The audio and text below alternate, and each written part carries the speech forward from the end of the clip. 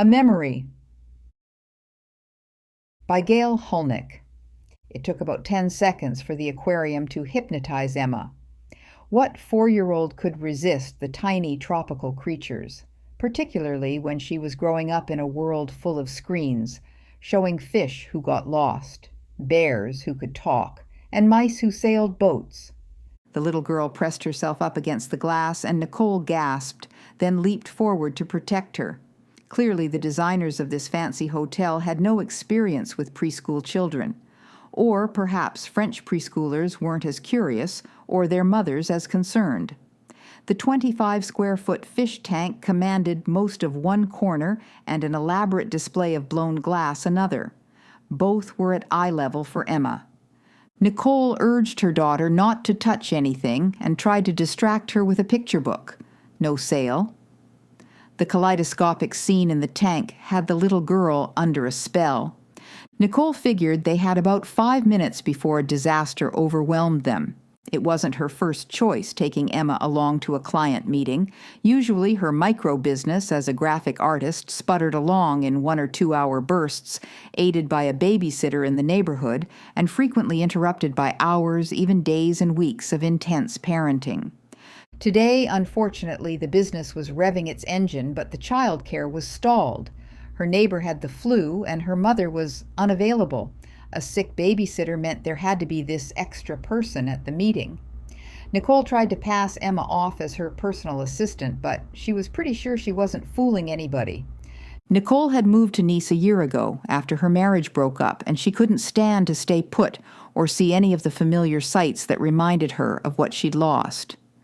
Her parents had relocated to France a decade ago, and that helped to ease the transition. Emma was thrilled to see her grandparents all the time, and they were thrilled to see her, with a few exceptions like today.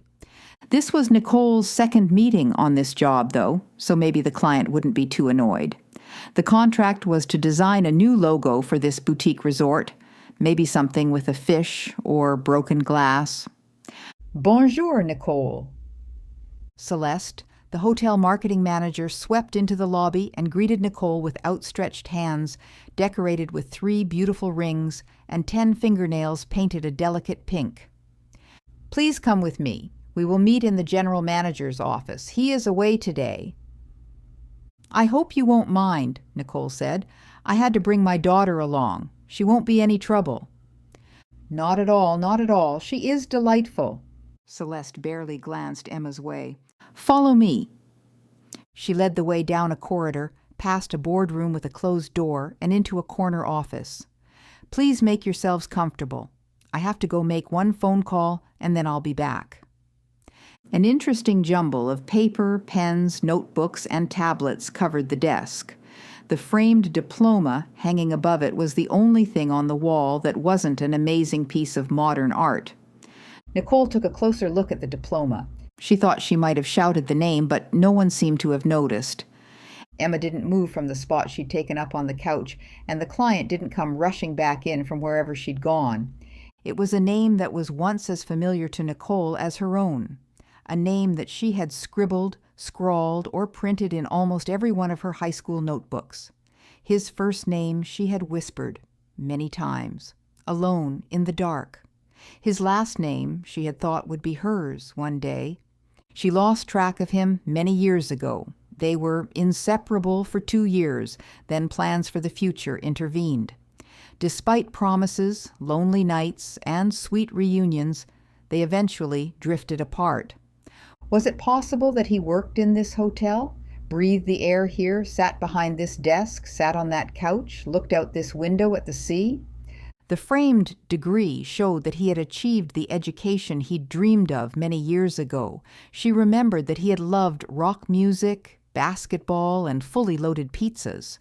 The sweetest thing he'd ever done was climb up a tree to rescue her cat. The craziest thing was to get a tattoo long before they became trendy and ordinary. It was an initial on the back of his left wrist. Her initial. Nicole felt as though she were moving through a fog. She was aware that Emma had asked her something, but the words just didn't make sense. This was ridiculous. You'd think that after 2 decades she could just treat this as some sort of weird coincidence, ask Celeste about her boss, and maybe arrange to meet with him when he returned. But as she stared at the letters of his name, she knew that she couldn't sit down across a table from him and carry out a conversation that skittered across the surface of a wave. With just one look into his brown eyes, she would be sinking into deep water. No doubt there were people who could be in the company of someone who had once made them ache with longing. Nicole wasn't one of them. All the way home in the car, she argued with herself. Wouldn't it be nice to see Justin again? Or would it be better to leave things as they were? She had her memories, and she had some mementos, kept in a red box, buried deep in the chest where she kept Emma's baby things and her mother's wedding dress. A ring he'd given her on her 16th birthday, a stuffed bear he'd won for her at a carnival, a photo of him playing basketball. It was all in the past, and that was good enough. Why did she need anything else? If she'd never taken the call from that client, if she'd never gone into that hotel, she would not have stared at that diploma, hypnotized. She would not have remembered his face, his hair, his hands, his body. Nicole hadn't thought about him, not even once, in all these years. She had no regrets, except perhaps that their last time together was so sad. You can't make everything go the way you want it to go. She remembered the cold of the day, the trees with their branches like spikes against the sky, the dead and brittle leaves blowing across the brown lawn. Even though they both knew that they had turned away from one another and had made the decision to move on, it was not easy to say a final goodbye. So they didn't. They talked of trips planned, transportation schedules, accommodation, term papers, and exams. Everything but the truth. In the weeks right after, those crucial weeks when time can be turned back and mistakes unmade, neither Nicole nor Justin found a voice. Gradually, Nicole restarted her life. She met Trevor, settled down with him, created a family, and then saw those plans go up in smoke. In all the years, through all the mistakes, the bad choices, and the days when Trevor made it so clear that he didn't love her anymore, she didn't wonder how things might have gone with Justin. Rear-view mirrors only mattered if you were driving a car. When she finally made the decision to start over, it was about Trevor, not Justin. And she was on her own. She was surprised at her reaction today. She would have thought that the idea of seeing Justin again would not have caused much of a ripple, one way or another, since she'd left him so firmly and far behind so many years ago. As she left the hotel, she clutched Emma's hand like a lifeline. Maybe it was unfinished business, maybe it was curiosity, maybe nostalgia. Whatever the reason, Justin haunted Nicole's thoughts for the next few weeks. Whenever she had a spare hour, she drove past the hotel. She dug out her souvenirs and high school photographs. She started and stopped half a dozen notes to him. Nicole considered canceling her work with the hotel client and offering to find them another artist. It would have been the professional thing to do, but she couldn't bring herself to make the call.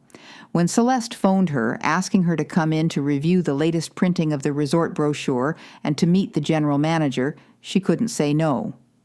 Waiting in the lobby, trying to keep her mind on her work, Nicole heard a deep voice say, "Hello." She took a breath before she turned around. And there he was, eyes brown, but everything else different. Hair salt and pepper now. A short beard masking a bit of extra chin. His shoulders were slightly stooped, and he looked well padded around the middle. It was not the same man. Nicole felt like a fool, an overly imaginative, hysterical fool. Why would she jump to such a conclusion just because of seeing her first love's name on a piece of paper? It was not as though it was an incredibly unusual name either. It was the name of hundreds, maybe thousands of men. She'd been caught by a coincidence, a fluke, but one that had her treading water and gasping for air for weeks. She really needed to get a grip. Emma needed her attention. Her business needed her attention, and she had a real life to live.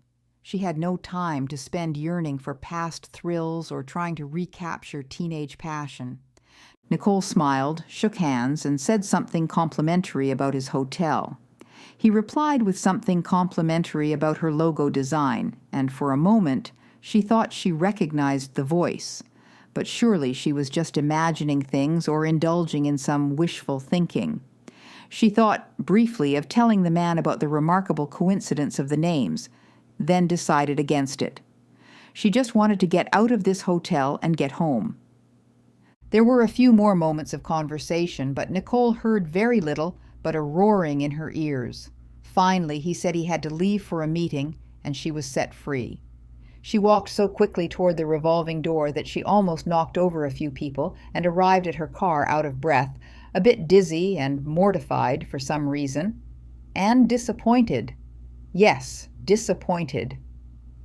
If she'd looked in her rearview mirror as she drove away, she might have seen him standing by the door of the hotel, watching her go and rubbing the back of his wrist under his cuff.